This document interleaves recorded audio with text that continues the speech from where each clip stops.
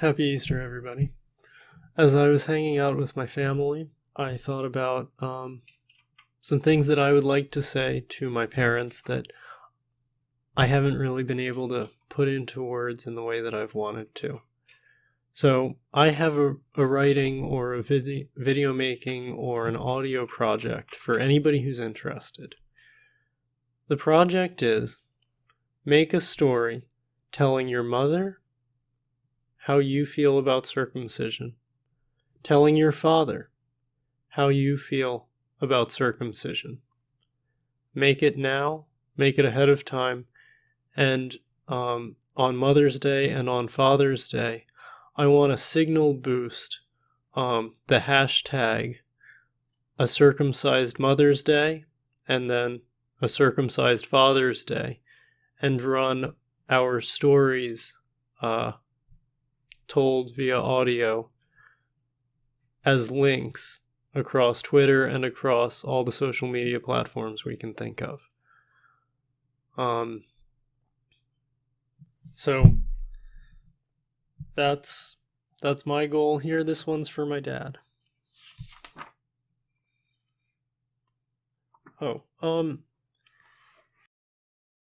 Post a video under the hashtag in this video title. The video should be reflecting on what you would tell your mother or your father about circumcision. If you could, if he or she would listen, make it ahead of time. Let's post as many of these as we can on Father's Day and Mother's Day. It's helpful to the movement, but also I think it's good therapy for any of us who are still working through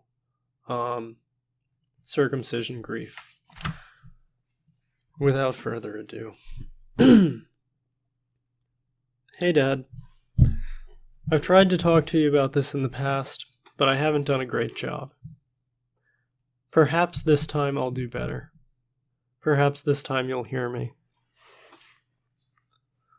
When I was a child, I hoped for a close and intimate relationship, a partnership of love, a special person to whom I could bare my soul, someone I could work with to be the man I wanted to be, and someone I could assist as well. In elementary school, I had my first crush, seeing a little girl who struck me as smart, cute, far more capable than I was. I badly wanted to be her friend, but I struggled socially, and I couldn't figure out how to even start conversations with her. I blushed in her presence, something I haven't done in front of a girl, I think, ever since. I felt so strongly that it was love. It overpowered me. I couldn't even attempt the friendship. It felt very profound at the time. It would be years until I felt anything similar again. In middle school, I worked on socializing, and although I never felt confident, I never felt up to my brother's skill, I was able to go on some limited dates. On one date, a cute Irish girl, whom I know you remember, kissed me on a cheek in the theater of a bad movie, and I was too scared to reciprocate. We broke up shortly thereafter. For years after, I puzzled over the source of that fear of intimacy. I think that I know why that happened now, but it's partially speculation on my part. Perhaps it's a topic for another time. Moving on to high school, I finally met a girl I could care as deeply for as I had for the 5th grader. She was adorable again, active, intelligent, and funny. I treasured all the time I could spend with her, and she seemed to feel the same about me. In fact, she wanted a form of emotional and physical intimacy that neither of us had ever experienced before. Now, since that time, I've learned some.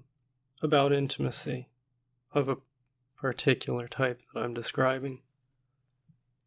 Normally, the physical sensations produce increasingly strong signals to the brain until a climax of sorts is reached, triggering a particular cocktail of brain chemicals that can create permanent emotional bonds with another person.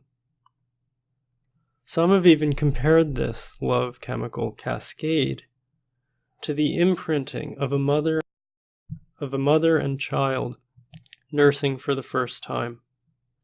The oxytocin for bonding, mixing with the serotonin of skin-on-skin touch. Perhaps a perfect and deeply meaningful moment and bond, built on physical sensations and neurotransmitters so powerful as to draw people out of themselves, out of their egos, out of every artifice and mask we wear. In French, they call it le petit mot. I'm doing my best, I didn't take French. It means the little death.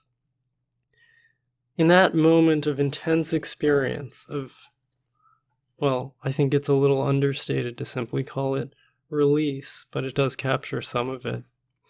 There's an inevitable intimacy, as the face tells all. But, to be honest with you, it wasn't like that at all for me. I safely wrapped my member, attempting to perform the deed, and subsequently felt so little physically that I was certain something must be wrong with me. In shame and frustration, I called off the activity after more than 20 minutes of fruitless aerobics, shall we say, and tried to pretend that everything was normal and that I was just too excited. Anything but admit my disappointment and shame. I don't think I cried that time. My partner was much more graceful about it than I could be, but I'm sure my sadness and confusion showed in my body language.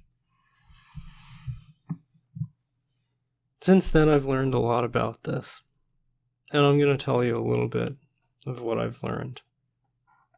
I've read about the history of Western medical thought on sexuality, sensation, pleasure. There's a phrase that you use, that you joke about mockingly. Of course, a child of the 60s, as you might expect, might take a dim view of the stodgy sexual mores of past generations. That phrase, self-abuse. Do you know where it comes from?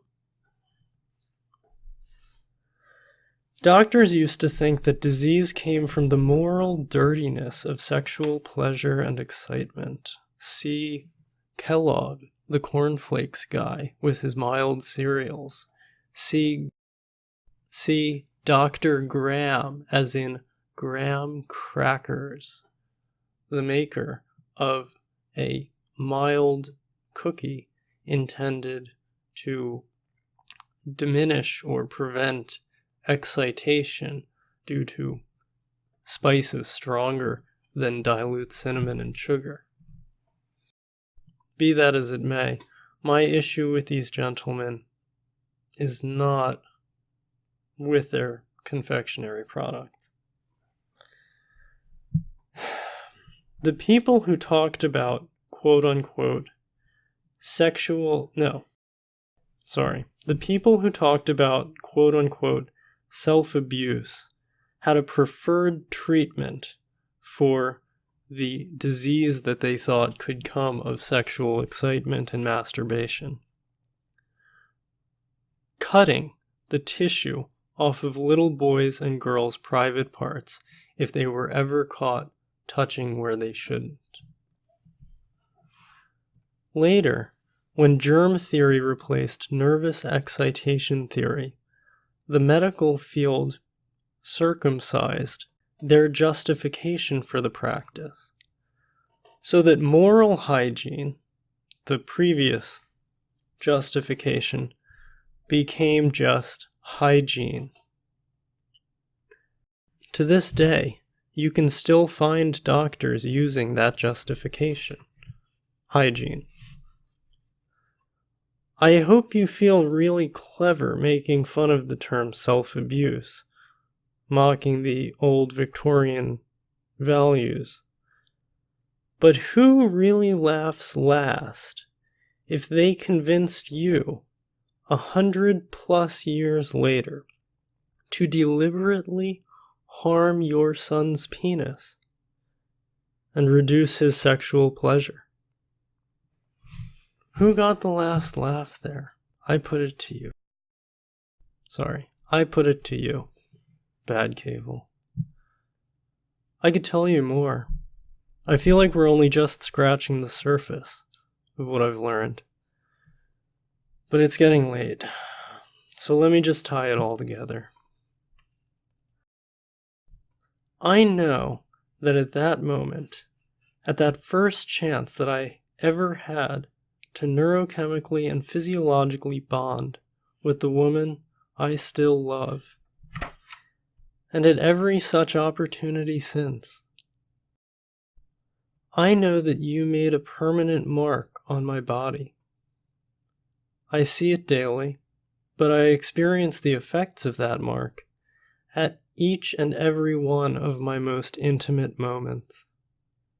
Each of these moments are touched by your choice to make me, quote, look like my father.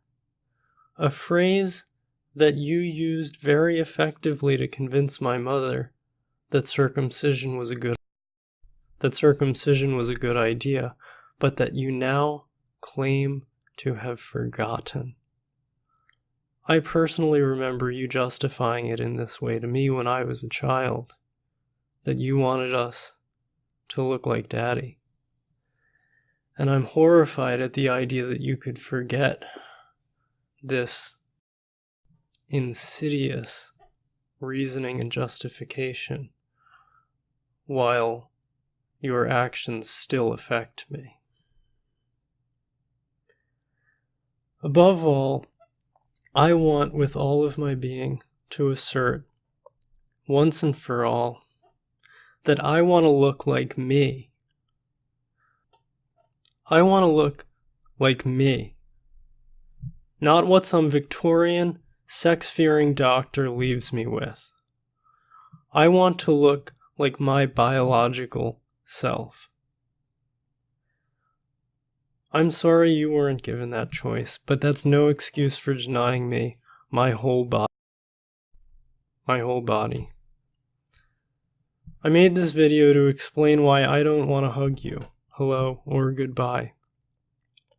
Hugging is a deeply intimate, physical interaction. Two people's bodies enveloping one another. A momentary physical intimacy of touch and go, of squeezing and responding to another person's physical body. Signal and response, reciprocal touch. These are the things that human intimacy are made of. And maybe someday I'll want that with you. But right now, as I continue to slowly grieve my way forward for the loss of physiological intimacy between myself and the love of my life, I just can't bring myself to give you any intimacy from me. Maybe when the grieving process is over, but absolutely not right now. Happy Easter. God bless.